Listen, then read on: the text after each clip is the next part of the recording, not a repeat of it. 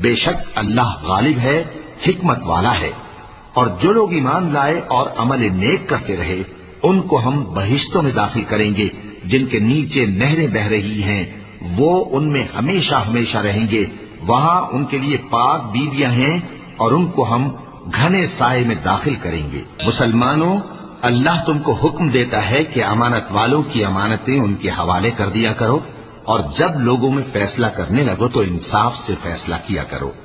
اللہ تمہیں بہت خوب نصیحت کرتا ہے، بے شک اللہ سنتا ہے، دیکھتا ہے۔ مومنو، اللہ اور اس کے رسول کی فرما برداری کرو، اور جو تم میں سے صاحب حکومت ہیں ان کی بھی۔